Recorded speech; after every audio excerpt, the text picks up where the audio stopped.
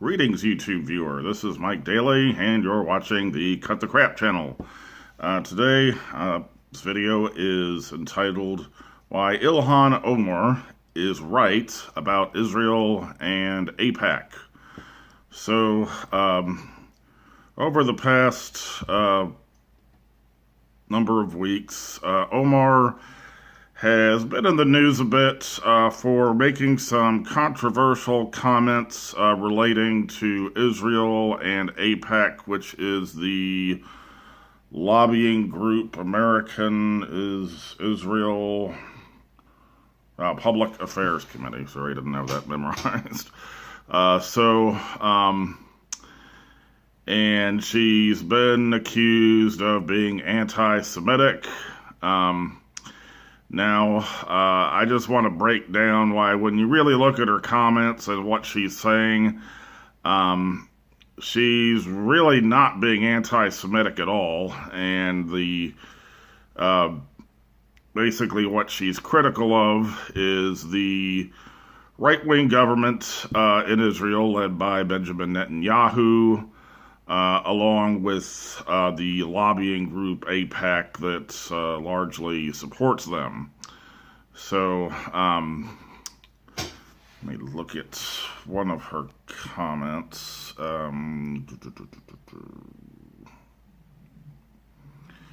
Okay, so the latest controversy,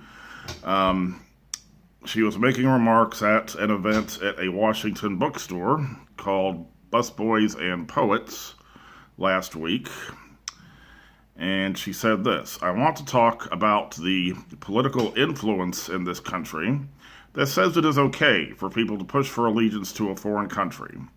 I want to ask, why is it okay for me to talk about the influence of the NRA, of fossil fuel industries, or Big Pharma, and not talking about a powerful lobbying group that is influencing policies? And she was accused of being anti-Semitic for that remark. But when you really look at it, what AIPAC does, it's a lobbying group that basically for lobbying support for the Israeli government and for their basically support for their policies, which includes the occupation of Palestine, and essentially how Israel treats the Palestinians, which if you basically keep up with it at all, it's very Israel is very harsh when it comes to how they treat the Palestinians. You have Gaza, which is essentially an open-air prison at this point. It's very difficult for Palestinians in Gaza to leave Gaza. They're not allowed to bring building materials into Gaza, and every so often Israel will, supposedly retaliate for something, that maybe they say that Hamas did and end up blowing up some buildings. And so there's no way the Palestinians really have to repair them, and, they just only have power for a certain number of hours a day. It's just a really tragic situation. As well as you have the Palestinian territory in the West Bank, which is gradually being occupied by Israeli settlers. Imagine, if you will, you're in a subdivision and some rich guy moves in, builds like this huge mansion, like right in the middle of your subdivision, and basically starts maybe diverting the power and the water and the internet to their mansion, so it's difficult for you to get what you need. And if you try to resist this, the police basically just tell you to shut up. So that's kind of the thing that's been happening on the West Bank. So the way I see it, Omar, she's just speaking out against this, and for some reason, AIPAC has a whole lot of influence on our government. There's, like a lot of our politicians get support from AIPAC. I mean, it's kind of I think she's pretty brave because it's really kind of politically taboo to really, speak out against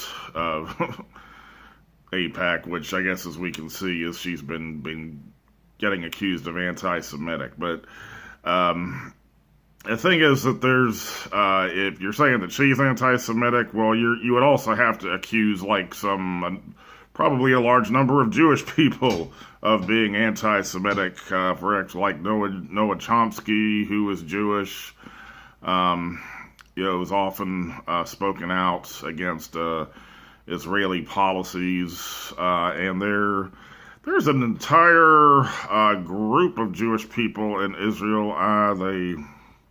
I can't remember the name of what they're called, but they essentially are very opposed to the occupation and the current policies, and they'll refuse to serve in the Israeli military. Basically just don't go along with any of the Netanyahu's right wing bullshit, basically. So I really applaud her for.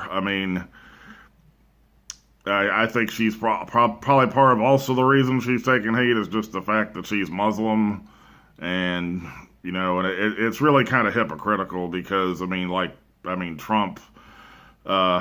Trump can say all kinds of racist type things, but the media seems to largely give him a pass, and Omar just says.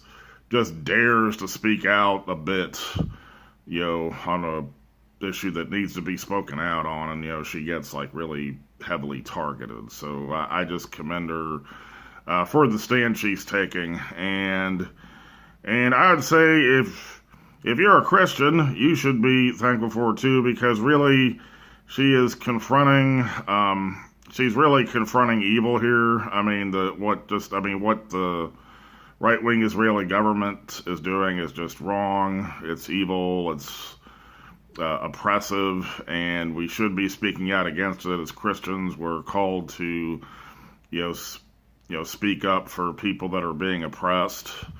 Sadly, a lot of evangelicals don't seem to see it that way, and just seem to have this weird blind support for Israel where they might in a way it's kind of similar to how evangelicals support Trump. They just might acknowledge, okay, yeah, there's some problems I can see, but I still support him, and even think, it's kind of the thing where people think, the Trump supporters think, Trump was sent by God to lead us and to confront all the so-called anti-Christ liberal policies set by Obama.